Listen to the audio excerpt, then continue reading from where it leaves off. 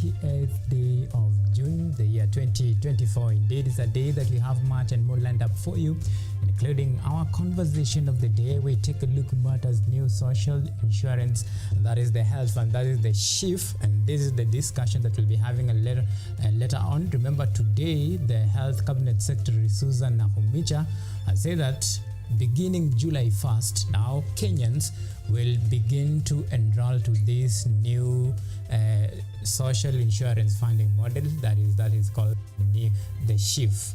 So it's a shift from the NHIF now to shift, and that is the discussion that we'll be having later on. But first thing first, our top stories tonight.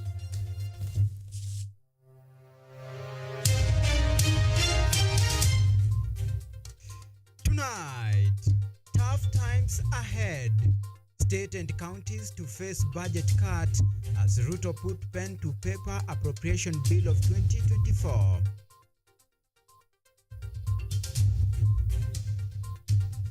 If you need us, we will show up. LSK says they are ready to offer legal services to victims of police brutality during anti-finance bill demonstration. Also tonight, the deadly road accident. 5 dies as cause nurse injuries in Naivasha Gilgil Road. And plus, the final ball. Curtain comes down on veteran politician Maina Wanjigi at age 92.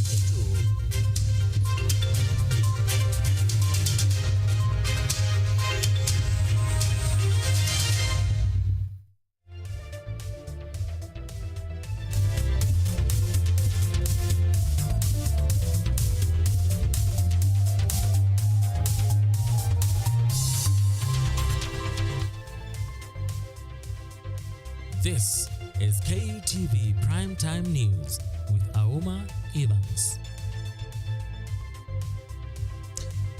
All right, John Opio is my co-pilot tonight. Remember, you can follow this broadcast on all of our social media platforms. You can tweet us at X at Auma Evans at KUTV_Kenya. Remember, you're live on YouTube. You can talk to us, interact to us, and we'll be sure to sample all of your feedback at the tail end of our bulletin tonight. So tonight we begin here in the nation's capital, where President William Ruto has officially ascended the appropriation bill of 2024 that has directed the National Treasury to prepare supplementary estimates to reduce government expenditure by 346 billion. This significant budget cut follows the rejection of the Finance Bill 2024, which was expected to generate the same amount in the revenue. In a statement, President Ruto explained that the expenditure reduction will be shared equitably between both levels of government, that is the national government and the county government. The National Treasury has been tasked with immediate preparing the necessary adjustments to reflect this change. The directives means that all branches of the national government will need to at least release and adjust their budget to accommodate the reduced spending. These include critical areas such as executive functions, legislative activities, judicial operation, and the functioning of the constitutional commissions.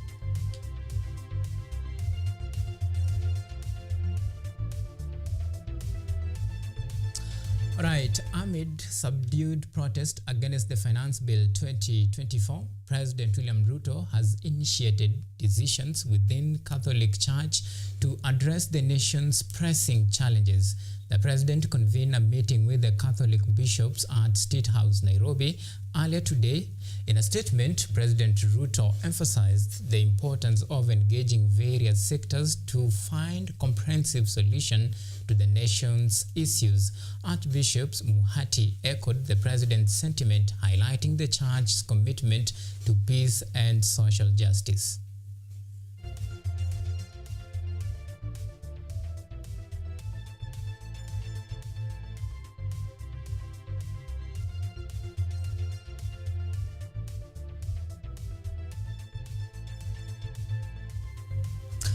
All right, let's now revisit the anti-finance bill protest. Now, the anti-finance bill protest carried out by Kenyans all over the country have been met by vicious attacks by police officers using crude weapons, live ammunition, rubber bullets, and even rogue tear gas canisters. Footages surfacing on social media has sparked public outrage, with Kenyans taking to X to condemn police brutality.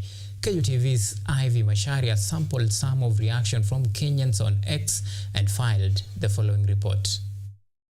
Videos going viral across several social media platforms showcasing the brutality protesters face at the hands of police officers has angered Kenyans all over the country. In one of the videos, a police officer is seen brandishing his gun and opening fire at a group of journalists before getting in the police car and driving away in Nairobi's Central Business District during the anti-finance bill protests yesterday. A pediatrician on X, who goes by the username @Dr. Rain, shared some graphic photos of civilians who had been shot. He shared his devastation and expressed that he did not have the strength to continue sharing such content on the application. Popular X user @Polokimani speculated on the reason why civilians were killed in Githurai, stating that the motive was to instill fear amongst protesters. Ex-Kenya Rugby Sevens player Dennis Ombachi spoke against the hostility of police officers who killed peaceful protesters and even children via his X handle @Ombachi13. As if that was not enough, a group of officers who seemed to be keeping a keen eye on protesters attacked a civilian with canes,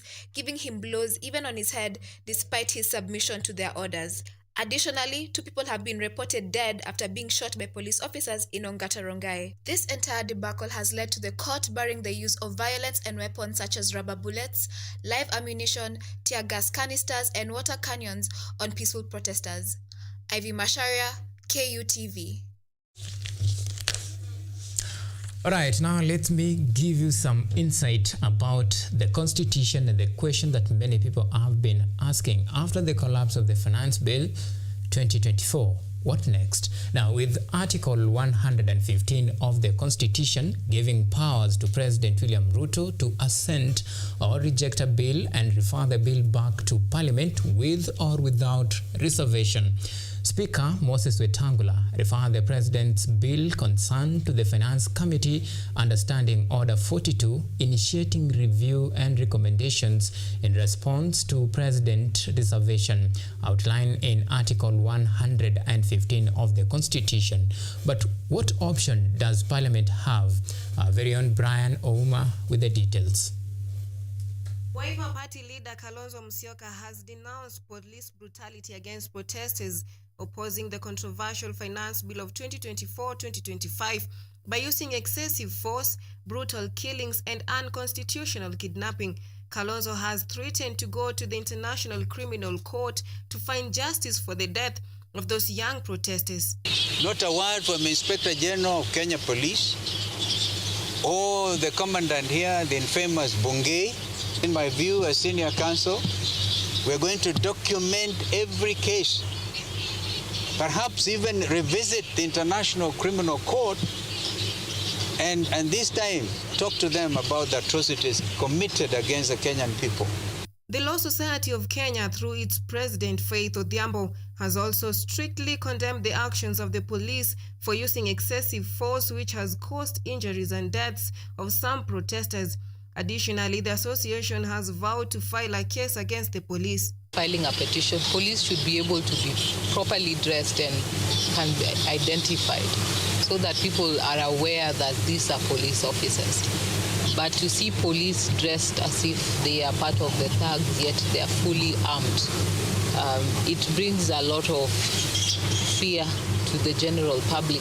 In addition to the compensation promised by the president to the victims of the police brutality, Odhiambo said they, as the Law Society of Kenya, are willing to offer legal help to the victims. Following the mishandling of the journalist by the police, Faith told off the police who assaulted the journalist on their line of duty. The Amnesty International body is the latest to criticize the performance of the police officers assaulting and employing excessive force at the protesters, as the body has however made a reminder to the police that their work is to protect and not to kill innocent and peaceful protesters. Ochieng Cynthia for KUTV News. Right, we do apologize for that, and that story was all about the LSK and of course Wiper Party leader Kalonzo Musyoka just condemning the ongoing protest on demonstrators. Now let's move on. The late Evans Kiratu, who lost his life after being struck by tear gas canister during anti-finance bill protest on Thursday, 20th of June 2024, was laid to rest earlier today.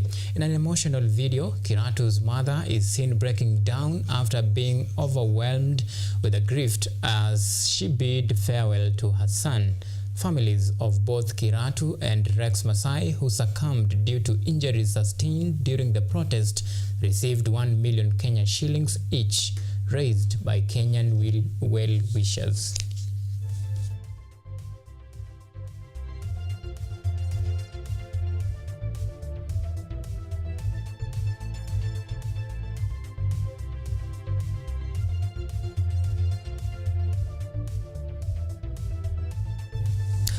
Right, I'm afraid I have some bad news. Police have confirmed the death of 5 people and 19 others nursing injuries after being involved in an accident in Kegio area along Gilgil-Naivasha Highway.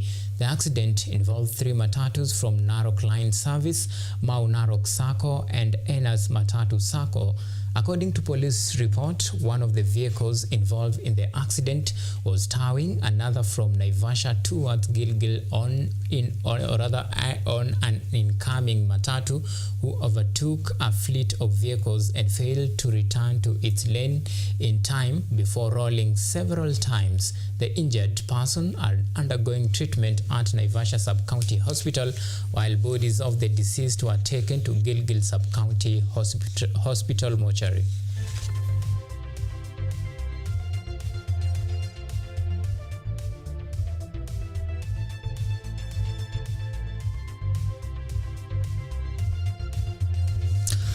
Alright, you're due to our first break here on KUTV Primetime News. Remember, plenty more to follow after this, and remember, you're still tracking our discussion that is all matters to do with SHIF, the new social health insurance fund, and of course we'll be having a discussion based on this, given the fact that Health CS, that is Susan Ahumicha, has issued orders just announcing that the new social insurance fund will take effect from July. That is the 1st of July, just a couple of days away, and we'll be talking about that just to see the level of preparation and of course what does this new model looks like. So let's take this very short break. When we come back, we'll be diving into that discussion.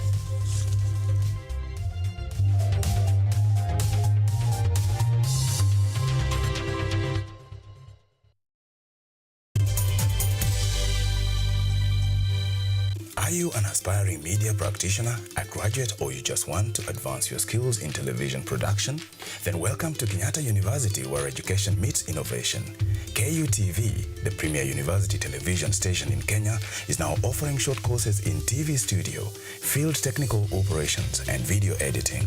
Through these courses, you will acquire hands-on skills on camera operations, media production, lighting techniques, audiovisual editing, and sound and visual control, and how to operate key equipment in modern TV control room. Enroll today at KUTV and discover your full potential in cutting-edge TV broadcasting. Graduates of these courses will receive professional certificates. For more information, visit our offices at KUTV Studios or call us on 020-870-4252 or 020-870-4255 or SMS us on 0739-110-544. KUTV, a new experience.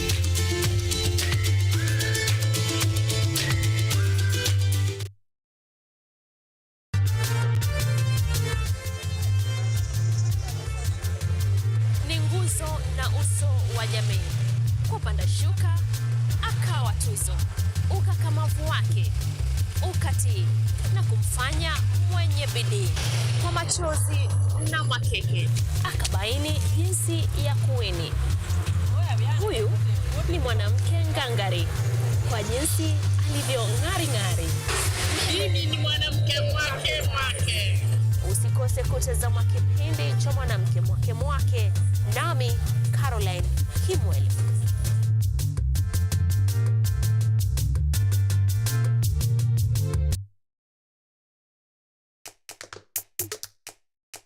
Badala ya kutafuta kazi, tunaweza kuanzisha miradi yetu ambayo ingetusaidia kubadilisha maisha ya wazazi wetu. Kwa vijana wenzangu, wengi hawana kazi, lakini ikiwa sisi wenyewe tutajiamini, tunaweza kujiajiri wenyewe. Afrika kwa kweli tuna mahitaji ambayo ukiyasuluhisha unaweza kuathiri watu kwenye bara hili. Bila uoga,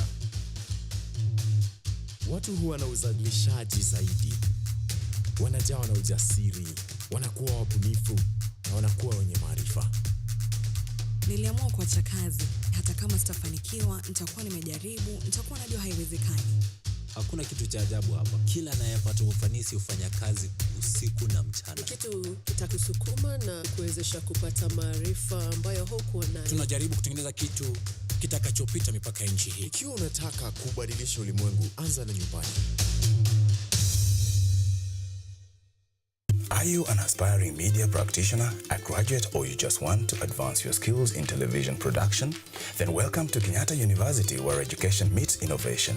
KUTV, the premier university television station in Kenya, is now offering short courses in TV studio, field technical operations, and video editing.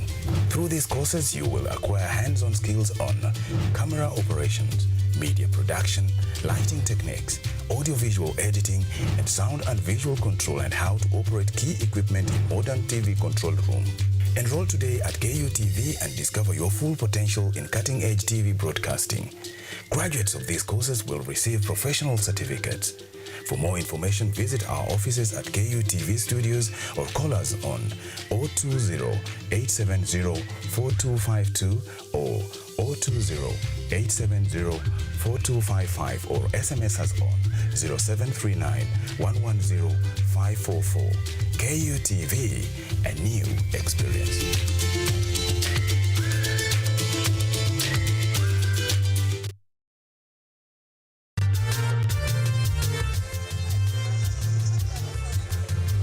Ni nguzo na uso wa jamii. Kupanda shuka, akawa tuzo. Ukakamavu wake, ukatii, na kumfanya mwenye bidii. Kwa machozi na makeke, akabaini jinsi ya kuweni. Huyu ni mwanamke ngangari, kwa jinsi alivyo ng'ari. Mimi ni mwanamke mwake. Usikose kutazama kipindi cha Mwanamke Mwake, nami Caroline Kimweli.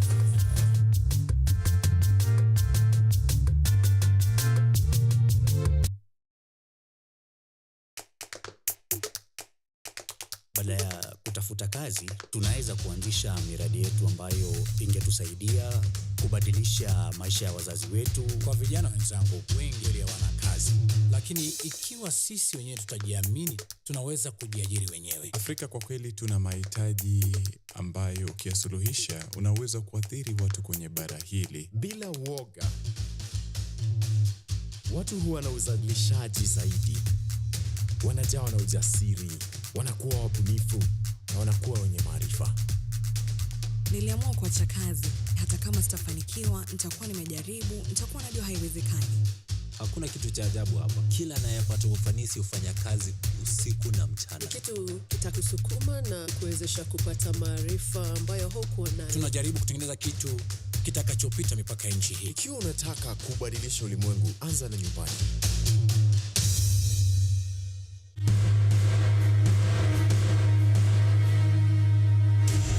A loving husband and father. Nothing is too good for my daughter. An ambitious businessman with a dark secret. A girl with a whole life in front of her, plunging into a marriage that she did not choose with the wrong man. I'm not ready to marry Zema. But who is the right one? A love Nambi. A rock star living the dream. But the babes keep chasing me, I guess. It ain't easy being famous. especially with so many glamorous women around. A woman hell-bent on revenge. He will pay. Seductive, dangerous. She is a predator. Everybody needs it. Everybody wants it. They will do anything to get it. Love and wealth.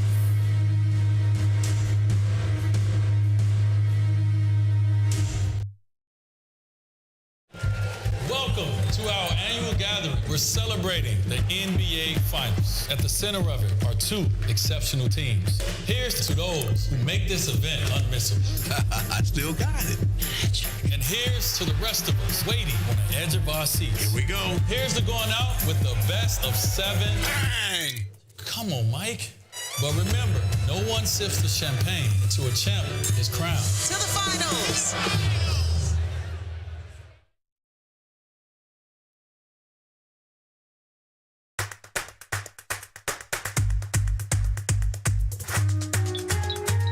What are some of the ways through which you can develop these skills so that you are comfortably fitting into the job? You have to put yourself in positions where you are uncomfortable in the sense that you're not clear about what to do.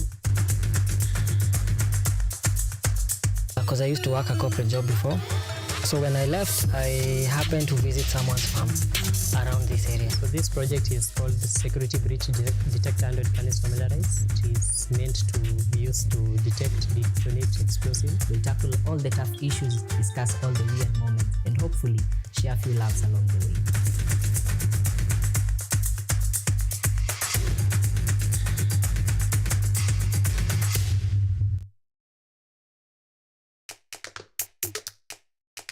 Baada ya kutafuta kazi, tunaweza kuanzisha miradi yetu ambayo ingetusaidia kubadilisha maisha ya wazazi wetu. Kwa vijana wenzangu, wengi wale hawana kazi, lakini ikiwa sisi wenyewe tutajiamini, tunaweza kujiajiri wenyewe. Afrika kwa kweli tuna mahitaji ambayo ukiyasuluhisha unaweza kuathiri watu kwenye bara hili. Bila woga,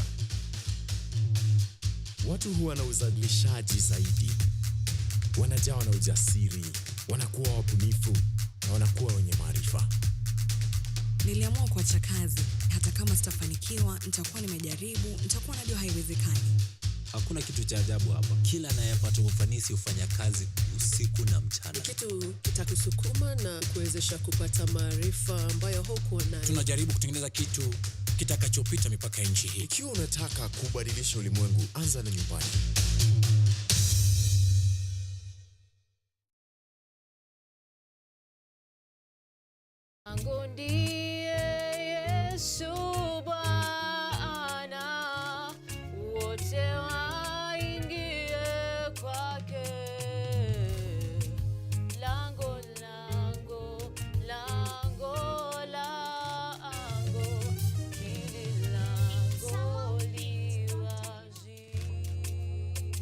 Right here for your sake.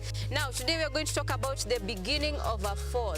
But not just a fall, it is a fall never to recover.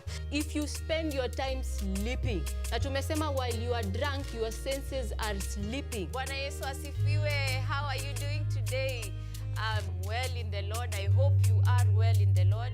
First of all, I'd like to thank our Father in heaven. They say broken things can't be fixed, right? But that's a lie. Genesis chapter 3 verses 8. That evening they heard the Lord God walking in the garden, and they hid from him among the trees. But the Lord God called to the man, "Where are you?"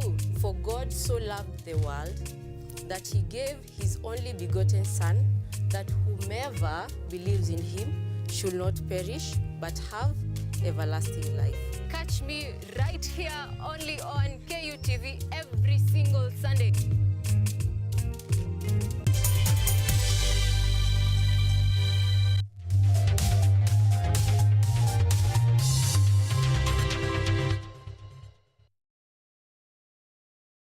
You are watching KUTV Primetime News with Auma Evans.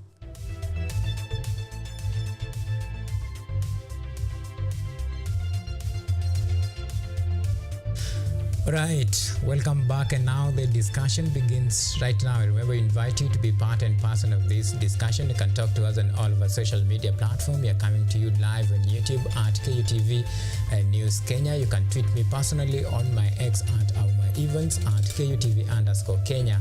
And of course, be sure to sample all of your feedback at the tail end of our bulletin tonight. And of course, we are tracking the discussion about now the new social insurance fund, and of course we call it SHIP, and we'll be tracking it in comparison with the old one, that is the NHIF.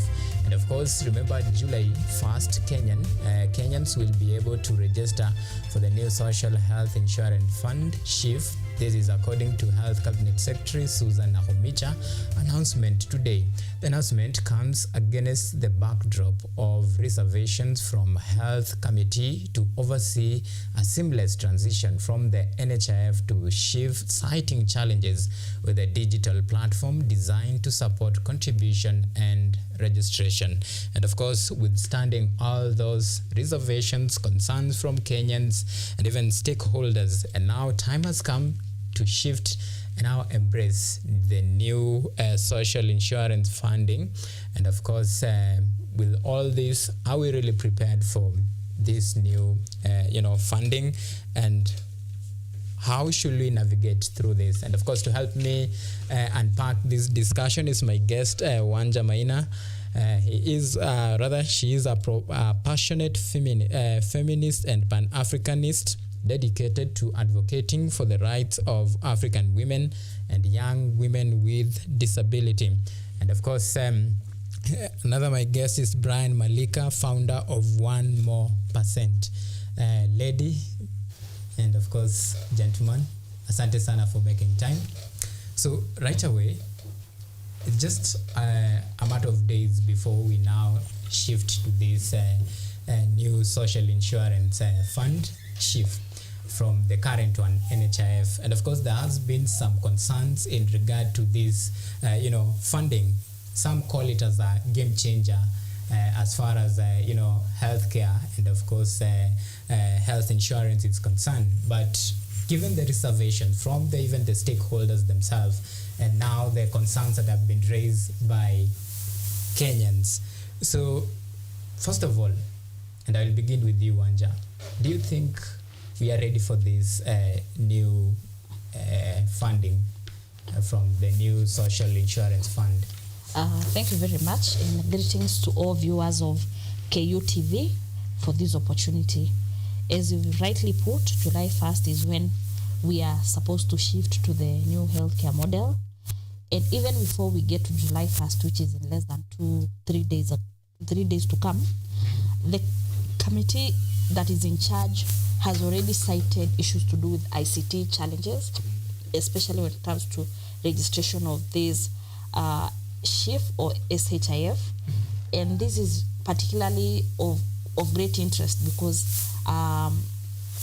in the past we had an NHIF and then we had that plastic card.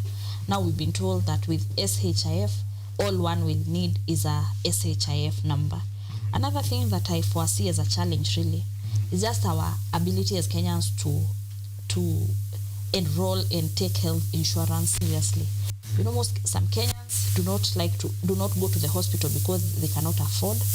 Others do not see insurance really, and it's even part of our culture. In other cultures, people write their wills, they talk about what will happen in their demise, but in our African setup, really, no one really plans for disease. God will help us. Why are you thinking about paying all that money for health insurance? And that is actually reflected in the statistics. I read that less than 25% of Kenyans, as it were, have a form of health insurance. So it's like we leave things to fate. Health really, why are you planning to get sick? When you see an African writing a will and talking about what will happen after their demise, they'll be asked, you're talking about death. So we are people whose culture does not really think a lot about bad things that would befall you, like illness. As women, we are also quite struggling with the fact that Linda Mama in this SHIF is scrapped. In fact, I was reading some data that with this SHIF, to give birth will be 11,200 for a normal delivery and 32,600 for a CS. But for women who give birth, they'll tell you that when you have a child in your stomach, you don't know if it will be a CS or it will be a normal delivery. We know that giving birth in Kenya is a matter of life and death, especially for women from underserved communities. I'm imagining people who cannot afford now generally avoiding to go to the hospital because they can't afford. I'm seeing quack midwives having a very good time. I'm also seeing that could affect the health of the children. So those are some of the concerns that we have. But generally, there is no clarity of this SHIF. I feel like there could have been more awareness raising. Where is this model coming from? What are the benchmarks? What are the best practices? How did they arrive at it? We have always talked about issues of public awareness and public participation. Okay. Brian will talk about now, where and of course how we can even move forward.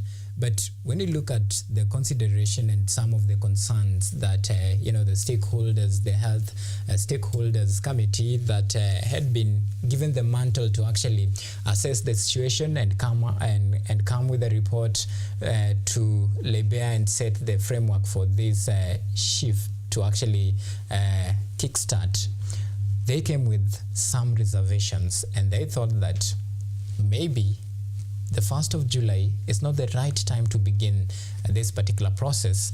But nonetheless, Health CS Susan Ahumicha has already announced that beginning of 1st July, that is when Kenyans will begin to register for this new social insurance fund. And of course, notwithstanding some of the concerns, do you think probably maybe we rushed on this one? When you say, okay, hi viewers, thank you for having me in studio tonight. Okay, when you use the term reservations, the elephant in the discussion or in the room was that there has not been enough public participation among members of the community, talking about like the civil society, like direct beneficiaries, direct intended beneficiaries, and just that discussion or that dialogue across the country hasn't been facilitated well. So the dialogue about migrating from NHIF to SHIF has been in closed spaces where ordinary people couldn't reach. And that is why members of the civil society particular, and even the media people, and Kenyans of goodwill are saying that it's being rushed. Yeah. So that is why there's that concern. Yeah. But when you look at moving through, we first had NHIF in 1966. So it's a program that has been running for 57 to 56 years. And when the analysis why there was an intention to migrate from NHIF to SHIF was that the NHIF was putting everyone in the same box, like equality, like treating all Kenyans the same to access healthcare. But across these 56 or 57 years, we've been able to find out that all Kenyans are not the same. Kenyans are not the same in the amount of money they earn, in the amount of the diseases and sicknesses they have, in the social and economic social challenges like environmental. And that is why the discussion for having SHIF began. So it's a discussion that is geared towards, it's actually a discussion that started in 2013. Like after 3 years, we had the new constitution. The new constitution says that all Kenyans have a right to healthcare. So that discussion started in 2013. We said we need to have the Universal Healthcare Act. That is why the SHIF, the Social Health Insurance Fund, the discussion started. So we are moving from equality to equity. So equality, NHIF was about equality, whereby everyone is treated the same. But now, equity now, everyone is treated based on their own needs. However, as you had stated, this discussion has not penetrated in villages, in interior parts of the country. It's a discussion that has been taking place in elite spaces. Yeah, that is why people are not ready. Okay. Yeah. All right. And when you talk about now, lack of proper public participation, because a process like this need proper participation, civic education, and of course rigorous engagement from the members of public so that they can set up this mechanism and even lay bare some of the recommendations and their plan going in future. Do you think probably this disconnect between probably the education that members of public actually need versus now, you know, what actually the intended purpose of the government? Do you think probably this is why majority of Kenyans feel like this discussion it hasn't, you know, captured all the aspects incorporated as far as this new social insurance fund is concerned, the new model? Thanks so much. You know, a rose is still a rose, even by any other name. If you call it SHIF, if you call it NHIF, if you call it Kenya Care, or is it Obama Care, like in the case of America, if you call it Health for All Care, a name is just a name. I think for me, this, what is it called, how will it be called, from whom it will be named after, for me, I'm looking at, so what does it mean for me to be on the SHIF or the new healthcare program? You know, one of the things about health in Kenya is that health is a devolved function. All right. But also at the same time, even though health is a devolved function, we have seen cases where, and when I say health is a devolved function, Article 43 of the Constitution says that every Kenyan has the right to the highest attainable standards of health. Ideally, what that should mean is that if I faint here, I believe in Royal constituency, I should be able to receive the highest attainable standards of health as I should be able to receive in Wajir, for example, or if I faint in Dadaab or Fafe or Gatundu. Okay. But then again, we have seen over and over again that not all health is not really the same. Let me give you an example of a hospital called Kiambu District Hospital.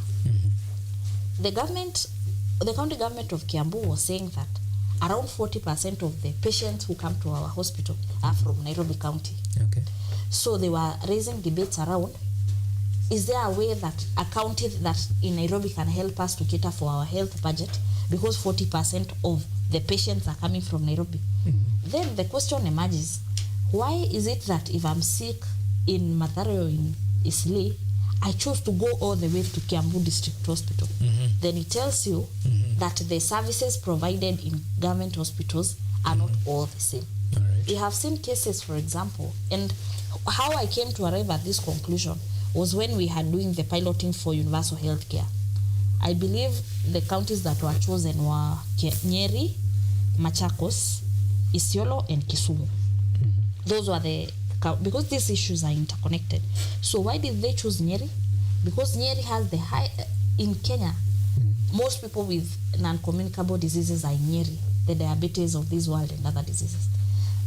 We are talking about Isiolo, whereby there is high cases of maternal mortality. Then if you are talking about Equity, the fact that even under NHIF, women are dying more when they are giving birth tells you that if you introduce something like 11,000, you are actually punishing people who are already suffering. So what am I saying? The fact that health is a devolved function tells you that if SHIF, and when you mention the CS of health, tells you that these are sort of a national government-led initiative. Assuming it is, then the question is, how will this SHIF information and public participation information now revolve to the counties? Because in the ideal version, I should not have to travel from Nairobi to go to Kiambu District Hospital. And that is where now issues of awareness, issues of the quality of healthcare, issues of investment in health in county hospitals, and also, you know, these issues of health is that counties are already having competing priorities. Remember, counties themselves rely on national government to give them money. Now that explains why we have had issues of the strike of doctors, the strike of clinical officers. So whether I'm in the SHIF or in the NHIF, the fact that clinical officers just stopped their strike like 2 weeks ago, it means that regardless of which program I was in, if I went to a health dispensary, I wouldn't get the health. You know, you remember the doctors' strike that the doctors were dancing like a month ago. So for me, I'm seeing a situation where we have to really treat not the symptom but the root cause of this disease. Right. What is happening with our healthcare? How come we are hearing funny stories of women giving birth at home or having to travel for so far to access health? I think those are, for me, are the real issues, other than just focusing on what is the new name. So what does it mean for a person who is unwell now and they are struggling on whether to take their child to the hospital now? I think for me, those are the real issues. Okay. And talking about issues, there is another concern, and this is the 2.75%. And now, under this model, of course, we have now the contribution in terms of the deduction. It's like the more you earn, the more you pay. Unlike the previous one, where the maximum was 1,700 shillings, that is 1,700 shillings. So in terms of equity, do you think there is equality in this? Because these are some of the concerns that have been raised with Kenyans. And another very critical areas that we'll touch on this very important aspect is now, how do you identify the vulnerable household? That is another very critical question. So first of all, to you, Brian, do you think there is, equality in all this? I think, first of all, people who are working, especially civil servants, and even people in the corporate world, just people who are working, 2.75% of their income will be accredited to SHIF. And then people who are working self-employed or in informal sector, they will have to give 300 shillings at per everyone. And then people who are not employed and for some reason they don't have money, they will be enrolled into the program free of charge. So that is why it is now a social health, like it's more of a social health coverage. And when you compare it to NHIF, everyone was supposed to pay 500 shillings if you're not a civil servant or if you're not employed. So whether you have money or you don't have money, you're supposed to pay 500 shillings. And then people who are employed, there's a package you're supposed to pay. So I feel that this model is taking resources from people who have a lot, and then people who have few or little, and then people who have nothing, and then stabilizing it so that everyone can access healthcare. Yeah, and that is in realization that we have people especially people who are working and people who in community who are well off, who have benefited from the society. It's a form of giving back. So NHIF was a pooling model, was an insurance model where you pool funds. Like if you go to any other insurance company, you pool funds together and then you minimize the risk. But this one is putting everyone on board or putting everyone under the umbrella. So that is the difference. And whether it is right or wrong, I cannot say that, or I cannot judge.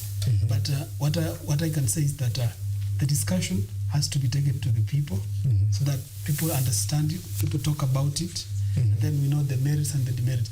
But from my experience, this is a model that works very well in Scandinavian countries, like in Denmark, in Sweden, in Norway. This is the model that works there. Where in Norway, if you don't have money, you can be treated. Okay, but NHIF is a model like works in the States. If you don't have money in the United States, in the UK, you will not be treated. So those are two models. Okay. Yeah. So we are moving from equality to equity, and whether it works or not, I cannot tell. You cannot tell. Yeah. Fair enough. And when you look at now, another very area of concern is the aspect of how do you know that this family is vulnerable, the criteria to use during this election, so that for those who can't afford, the government can provide for them, even the county government, the way it is stipulated in this particular, SHIF Act. So how do you know that there's a very vulnerable, family or household, and they deserve to be catered for? Because that is another critical question. Thanks so much for that question. And so if you allow me, before even I go back to before I answer your question, there's something you mentioned about the 2.5%. And I remember before we had come to this shift that is going to start in July 1st, there has been a number of litigation. In fact, the matter was subjected to a 3-judge bench where we had some of the unionists arguing. In fact, I remember one whose name I forget, describing shift as outright exploitation of workers because of the view that 2.5% is quite a lot. Whenever people say that the people who are working, they have money, therefore they should contribute to the pool, you are forgetting that we are Africans. The people who work in Nairobi and they have government jobs, you're forgetting that they have a lot of dependents in the villages. The child of the uncle of the grandmother. Help here and there. So already the people who are working have a lot of family obligations and the black tax.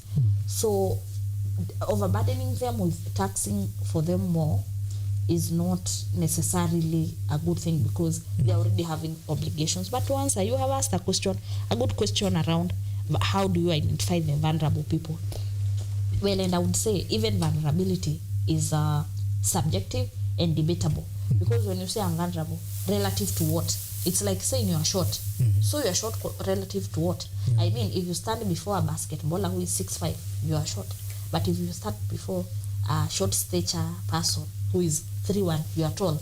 So this issue of saying these are the vulnerable people in the society is relative. Subject to what?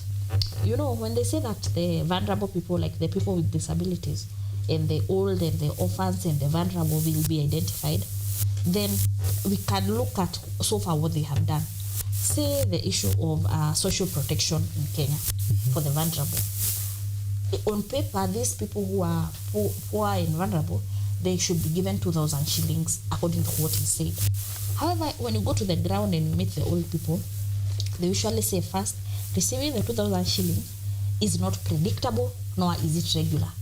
Therefore, you'll find like, kama wangefaa kupewa pesa January, inakaa maybe mpaka June, and then they are given like half of it. Therefore, it tells you that so far, the government is not keeping their word in regards to helping the vulnerable people. We have seen pensioners crying. So the question is, if they are predicting that they'll be able to help the vulnerable and the disabled by having a model where they'll be able to be treated for free, how sure are you that it will be predictable and regular? Because when you're looking at, for example, a disabled person, accessing healthcare is a matter of life and death. We have children with severe problems that require a lot of medication regularly. We have children who, I don't know what's called, fainting or conversing, or I don't know what's called. So what am I saying? So far, they are not necessarily good at keeping their word for the vulnerable, and therefore the question would be, how sure are we that these monies will be regular? So those are the issues that are coming to mind. And also really just reaching. Sometimes when we are in Nairobi, we are quite privileged. Whenever I walk near my neighborhood, I can see a lot of community hospitals and a lot of clinics and pharmacies. But Kenya is really big. When you travel, really, that's when you see many things.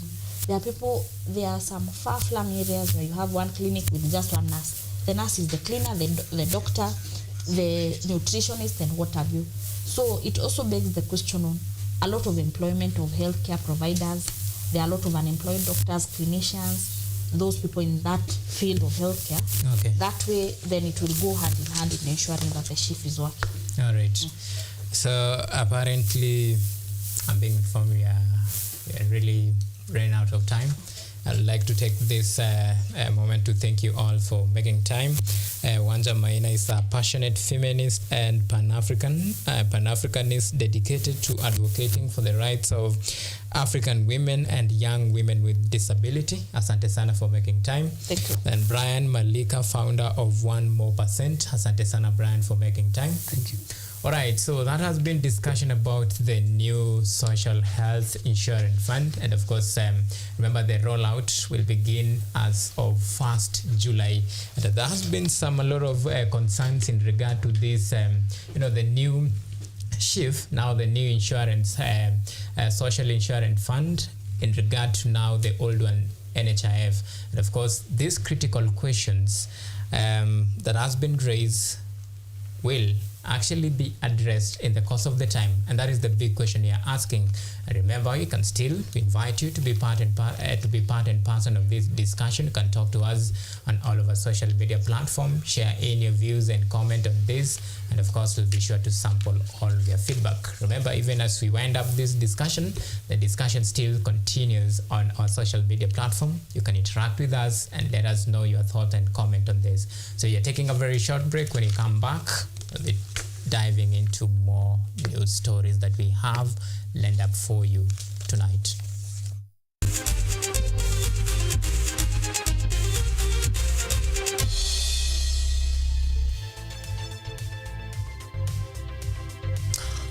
All right, so let's dive into sports. Now, the national rugby team, Kenya Morans team, arrive in Mauritius today ahead of the Rugby Africa Sevens tournament that will be held over 2 weekends, the 29th and 30th of June and 6th and 7th of July 2024. Morans are set to open their campaign on Saturday with a match against host Mauritius before taking on Nigeria and concluding their pool matches with a clash against Madagascar.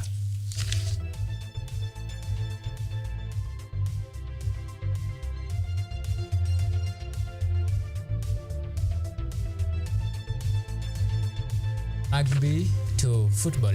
Ulinzi Complex will play host to Mozart Bet Cup finals scheduled to kick off on 29th June, that is on Saturday tomorrow. This year, Kenya Police will square it out with KCB in a high-stake match with both teams eyeing ticket to represent the country in the African Confederation Cup. The winner will take, or rather will walk away with a trophy and a cash prize reward.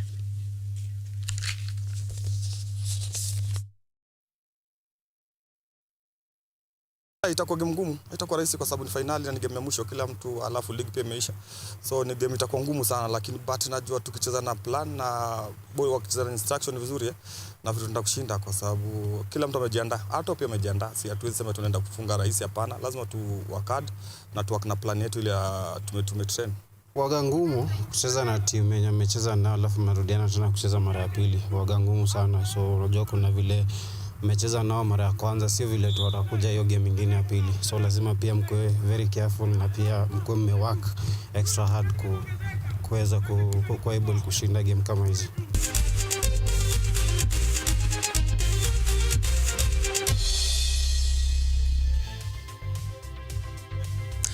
All right, it's a wrap.